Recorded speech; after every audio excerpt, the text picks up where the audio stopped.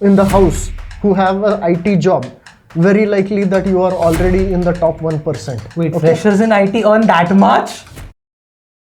So Shrikant, are you in the top 1%, 10%, 20% or 50% of India as far as monthly income is concerned? Yeah, monthly income. Not the top 1% for sure. Top 10 to top 20% probably, but judging by the way inflation is going, maybe soon to be in the 50%. Right. So you are very wrong, and this episode is for you to understand the income distribution in India and where you are in the hierarchy. You have major misconceptions, and I am sure the viewers also have major misconceptions. I am not in the top 10%. Then where am I? Top 1%? You are top 0.5%. Okay. So let me ask this, right? The reason I know that most of you also have misconceptions is because I did a survey of people like you to find out what their household income is and what percentile they think they are at and what they think are the averages for India at different levels. And I found that everyone's guesses were way off. Okay, so we will talk about some of that. Let me ask you this. Okay. What do you think is the monthly household income of a top 1% family? Top 1% family, I don't know, 2, 3, 5 lakhs per month. Right. So, correct. So, this is what you think. Yeah. This is what most people think, right? So, most people in my survey thought, 70% of the people thought that 2.5 lakh per month or above puts you in top 1%. In fact, more than half the people thought that 5 lakh or above is needed to take you in the top 1%. Would you like to know what is the actual number per month for the top 1%? Yes. What is the actual number needed for top 1%? It is 90,000 per month. No way. Right? So if you have 2 freshers in the house who have an IT job, very likely that you are already in the top 1%. Wait, freshers in IT earn that much? Yes. I did a mistake by not getting into IT and getting into media for a living. Media people don't earn that much at all, man. That you are right about. Yes, that is true. But we are not earning anything with these episodes at all. And he thinks I'm in the top 5%. So, here is the thing, right? Let's look at the data again. Reality is that in my survey, 88% of the people were within the top 0.5% of India. Wow. Okay. Now, this is true not just of my survey. Across India, there was, all of this data is based on a real survey done by a proper organization which used a nationally representative sample and a whole lot of statistical techniques to make sure that they're doing a good job and an accurate count. Right? Yeah, because your survey basically tells me that you are asking a lot of rich people. Right. Which is not true. I'm asking people like you and me. Okay. Not even me. Okay. I am like... but he's like top 0.1% probably. A whole bunch of youngsters, IT youngsters and so on, right?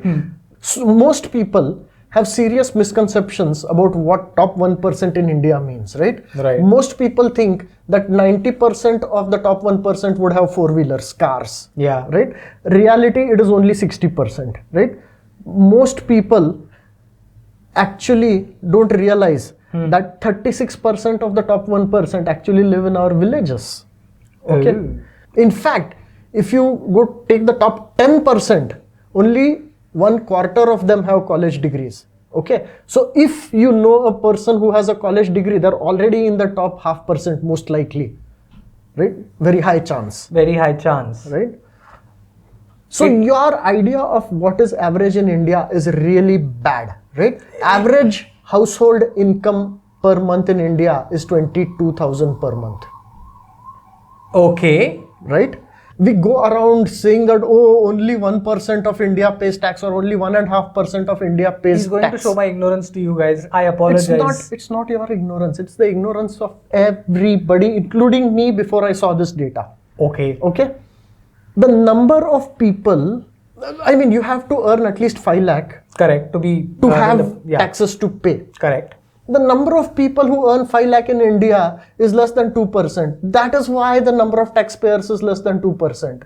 The rest of them don't make enough money to pay tax. 98% of Indians earn less than 5 lakhs a year.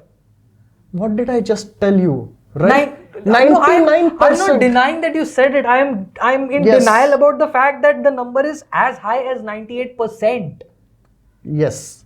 Because we already discussed, right? I am going through 5 stages of grief in this entire episode: denial, anger, bargaining, depression, bargaining, and acceptance, or whichever way it is. Yes. So mark that.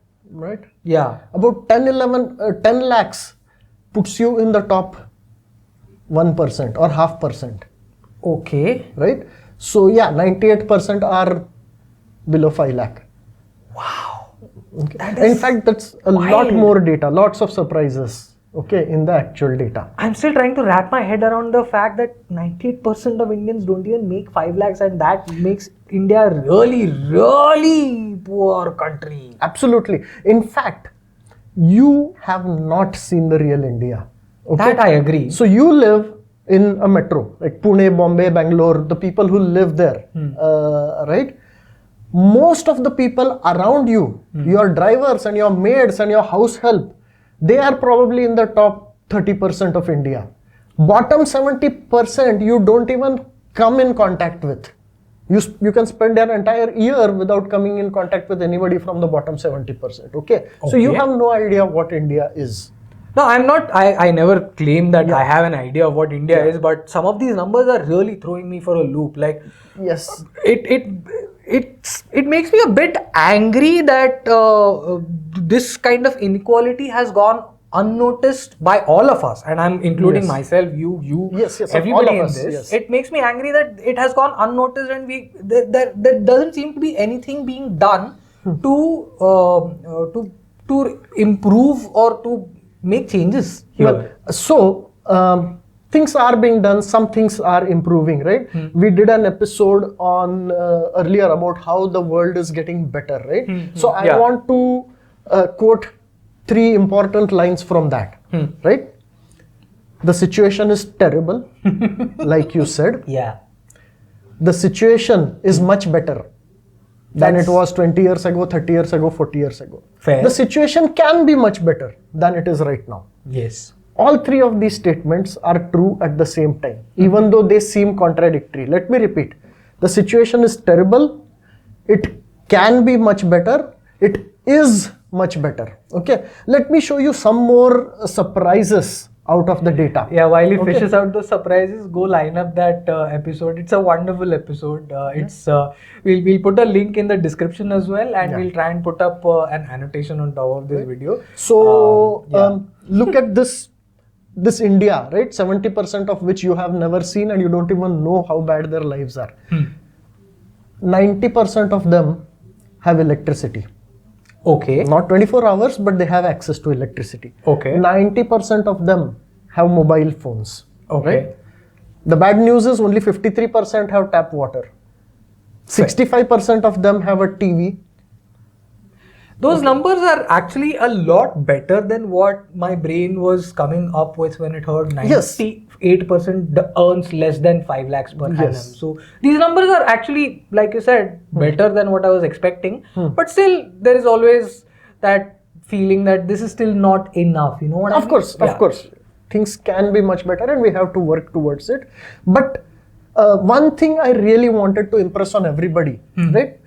Especially people living in big cities, is that big cities is not India. Map right? is not the territory, definitely. If you live in a metro, 87% of the people in the metro, including all the slums and including all the people there, right?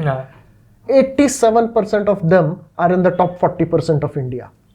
Which pretty much means that anyone you meet, if you go out of your way in the metro to meet the poorest person, there's a high chance that they're in the top 40% of India, and the bottom 60% is not there at all. You know, this actually makes me sad or depressed, because the people that I was thinking of are already in my mind in a terrible situation. And then you tell me that they're still in the top 40%, which means there is 60% of the population which is living in worse conditions than that. Yeah. Let's try to understand their situation, right? And I want to again bring out some points to make sure you realize how different that world is, right? Yeah, please. What are your biggest expenses by category? Rent is, of course. Let's stop there. Okay. For most of India, the rent is not in the top 3 expenses. Oh. Only 11% of India stays in rental accommodation. And where does the other 89% stay? In their own house. Okay, fair. It's typically a tiny house, 500 square foot only. Yeah, and 10 people living in it. Yes. Average is about 4.7. No, just kidding. I know. Well, really 4.7 people are living in a 500 square foot house. At the bottom quintile, bottom 20% of India, the average family size is 6.5. Right? So that. But keep in mind, the other thing you must be thinking is that everybody is dying because of loans. Yes. Only 27% of them have loans. Wait, what? Yes, only 27% of India has loans, right? Of course, the rest are all living hand to mouth, right? They don't have savings. They are just one medical emergency away from being completely obliterated. Yes. But, by the way, the ones who have loans, what do you think they have loans for? Credit cards, or I don't know, home loans, educational loans. Nope. I mean, of course, credit cards, is not really a thing. Okay. Except for you 1%ers. Okay. So I don't know why you brought that up, but home loans is what you would think is the primary thing, not in the top 3. Okay. Home loans is not in the top 3. 40% of all loans are agricultural loans. Okay, that kind of makes sense. Yeah. Second highest category, guess what it is? It is not college, it is not home. You said that not many people, not a lot of people have cars, or not. Nobody is buying cars, so it is for marriage. Oh yeah, people take heavy loans for marriages. Marriages and other social, events, functions, important functions that you are supposed to put out, right? Hello sir, personal loan chahiye kya? So, the average family spends 1.2 times of their entire yearly income on a typical marriage. Wow. Right? In fact, just the marriage industry is 1.8 times the entire entertainment industry. All of Hollywood, all of Bollywood, and movies and streaming and Netflix and this and that and sports and cricket, everything is less than almost half of the marriage industry. Okay.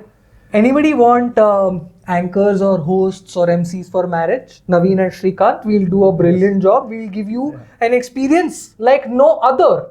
We'll make your marriage a statistical event to remember. It will be statistically superior than all other marriages. We can promise you that. So it's a growing pie. We have to make use of it, Naveen. Yes. So what I wanted to point out was that 30% of all loans, which are on marriages and social obligations. So 30% of all loans are log kya kahenge loans. I hate that you call them log kya kahenge loans, but I also understand that because it is a brilliant way of naming personal loans and log kya kahenge. So India is not at all like what you think, and it is not at all like you. You and I, we have, either rent is our biggest expense or home loan repayment, and most of India is not like that. Let's look at what are the other surprises. Please, right? I'm all ears for more surprises. I thought I wouldn't be surprised, but I've been surprised every single moment of this episode. Right? So, it is ridiculous. The number of people in the top 1%, a majority of them think they are middle class. I used to think I was middle class until now. Right. And now suddenly my mind is completely.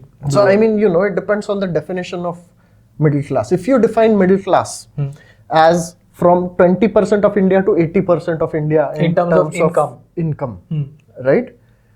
This group, the average salary of this group is 17,000 per month. Not average salary of one person, average salary of the entire family. That's middle class. Right. And that probably goes from 10K to 30K. High end is 30K per month, bottom end is 10K per month. That's middle class. Okay. A different way of calculating it can be middle income. Yeah, middle income is more likely, Yeah. Okay. Yeah, but 10K to 30K still sounds ridiculously low for a family, a household of 4, 5, 6 By the people. way, this is the middle, 20 to 80% of India. The bottom 20%, I'm not even Yeah, counting it's here. less than 10K a month, Yes, which is less than 7K. less than 7K a month. Okay. That's the bottom 20%. That's 84,000 rupees a year, which is Yes. wow. No, that's terrible. That's poverty or worse than poverty, is it? It depends again on how you define poverty. In fact, that has become unnecessarily a political topic, right? So if you, My definition of poverty is simple. If I can't get the 3 basic needs fulfilled, food, clothing and shelter, if I can't get those fulfilled within whatever I am earning or whatever I'm making in a day, in a week, in a month, in a year, then I am poor. Yeah, so again, there you have to define what is shelter and what is clothing and how much food is food. So it becomes tricky. 2 meals a day, calorically satisfying 2 meals a day, whether they are junk, preferably not junk, preferably healthy, but then can make some concessions. Enough clothes to last extreme weather conditions and a roof over your head to sleep at night with a door that closes. Yeah, there are various definitions that you can use, different definitions, and they give you different numbers of people. No, this I'm in talking India. poverty, man. This I'm talking desperation. This I'm talking frustration. This I'm talking I don't even know. Well, what I'm talking actually, frustration is a different concept. It is completely independent of poverty, right? Because it is very likely if you do a survey of these poorest people, they will end up being the happiest people in the world, possibly, right? I mean, if you do a happiness survey, Bangladesh comes at the top, okay? And India doesn't do too badly either. So, happiness is... This is why I hate and love talking to Naveen, because he completely flips all your opinions, all your beliefs on their heads. Naveen. Yeah, but I get what you're saying. Yeah, but okay, so generally, I would agree with you that the situation is bad and there's so much work to be done. Yeah. We have reached, as you can see, the acceptance stage of the Kubler-Ross model of grieving. We have gone through all 5 stages: denial, anger, bargain, depression and acceptance. Yeah. And now that we have reached acceptance, is there anything else you would like to pile on top of this misery that you have subjected in this entire episode? I want to talk about some common objections people have, please, to this data, because one is they find it hard to believe that this is true. As you've seen. So what do you think is the most common objection of people who want to believe that this is not true? This is cherry-picked data. I don't believe it at all. No. The most common objection is, ooh, there is underreporting. What about all the black money? Right? The black money is anyways with the top 1%. How does it matter in this data? So then there is a large number of people who believe that even like little people in villages are not reporting their salaries, and whoever looked at the salary data just doesn't know how much money people are making. And the answer is that, these were pretty smart people who did this survey. They're not idiots, right? So they did a lot of calculations, and using that, they have also come up with a range saying that in the worst case, right? In the worst case, underreporting might account for up to a 1.6x factor. Right? Okay. So in the worst case, these numbers might be 1.6x inflated to get the real numbers. Yes, right? That changes the numbers a little bit, but it doesn't change the big picture, right? I mean, that still, basically... instead of middle class being 22K, it is 30K. Yeah. Does that change your opinion, oh, now India is rich? No, right? Definitely not. Yeah. But yeah, it's still, you know what? It's difficult to digest the numbers that you've given. So I'll actually have to sit down and ruminate on it a little bit. Yeah. But if I want to add more to my ruminations, is there anything you would Yes. recommend? I mean, one question you might ask is that, oh, if I'm supposed to be top 0.5%, why am I struggling so much, right? Right now, Everything I'm asking everything and nothing. Yes. But yes. So why am I struggling? I mean, I'm barely making ends meet. Correct? Yeah. I mean, the thing is, you eat out once in a while. How much do you spend on an average? Too much. Too little. Right. So, I mean, we're talking about hundreds, right? Yeah. And some of you are spending thousands on one meal outside, but hundreds. Try 10,000 and Yes. try 5 figures, Yes. 6 figures. No, not 6, but 5 maybe. 30 rupees per day Is the poverty line. Is a poverty line. And people, I mean, of course, there are lots of people who do not eat out at all, entire year. The takeaway message I want to give from this is not depression, right? I want. Oh, I've already gone to acceptance. So go ahead. So first of all, accept and understand the fact that you are in the top 0.5%. accept. Okay, accept the fact that you don't really know India, and Accept it. whatever steps you can take to change this is probably a good thing. I have a friend who went and personally visited 200 villages in India. She's written an article about it. I will post a link. Please Right? do. And this applies to many other aspects of life, not just incomes, right? We do not know how the other 99% of the world is living. 99.5 actually. Correct, now yeah. that. So because of that, I would suggest that we all change our attitudes a little bit to more gratitude for our privilege, Agreed. for how lucky we are, and more empathy for the people who are not, right? And generally be kind. Yeah. Right? That is anyways a good message to take, but in the light of all of the data that you've provided today, that message takes on even more of an important hue, Yeah. light. So this episode itself, we just talked about a few data points because, in a episode like this, you can't just give all the data, but there is an actual article with a lot of the more data and links to the sources. Take a look at the links. Make sure to read that. Yep, I will definitely be reading that because until today, I genuinely believed that I was probably in the top 10%, and by calling myself in the top 10%, I was doing, I was exaggerating stuff, but I was so definitely not exaggerating stuff, and I'm anything but the top 10, the top 0.5%. Wow, that is going to do a number on me. But thank you so much for this wonderful revelation, and thank you Not for wonderful, but revelation, yes. no, wonderful for me because I am now wondering what the hell I've been thinking all this while. Yes. Srikanth, Naveen, this is Future IQ. Thank you.